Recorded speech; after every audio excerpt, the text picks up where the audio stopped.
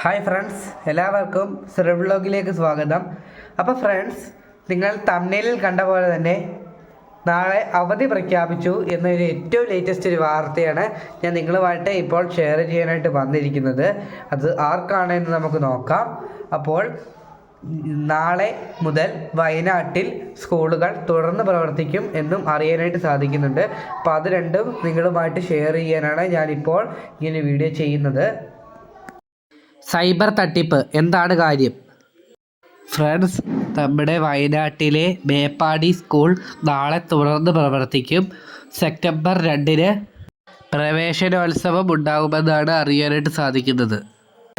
ഇനി നമുക്ക് ആർക്കാണ് അവധി നൽകിയിരിക്കുന്നത് എന്ന് നോക്കാം.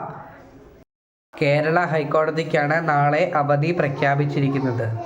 നിങ്ങൾക്ക് എല്ലാവർക്കും അറിയാവുന്നതുപോലെ ഇന്ന് ശ്രീകൃഷ്ണ ജയന്തിയും ബുധനാഴ്ച അയ്യങ്കാളി ജയന്തിയുമാണ്. അപ്പോൾ നമ്മുടെ കേരള ഹൈക്കോടതിക്ക് ഇന്നും ബുധനാഴ്ചയും അവധിയായിരുന്നു.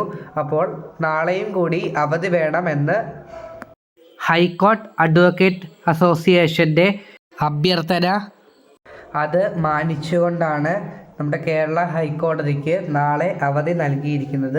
ഈ അവധിക്ക് പകരമായി നവംബർ 2 ശനിയാഴ്ച തുറന്ന് പ്രവർത്തിക്കുമെന്നും ഹൈക്കോടതി പറഞ്ഞിട്ടുണ്ട്.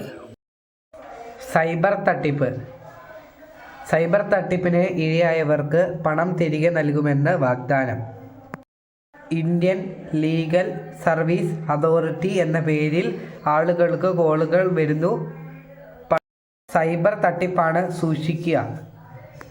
തട്ടിപ്പിന് ഇരയായി കഴിഞ്ഞാൽ 1930 അതായത് 1930 പോലീസിനെ ബന്ധപ്പെടണമെന്നും ആണ് നമുക്കിപ്പോൾ അറിയാനായിട്ട് സാധിക്കുന്നത്. ഇത്രയുമാണ് നിങ്ങളുമായിട്ട് ഇപ്പോൾ ഷെയർ ചെയ്യുന്നത്.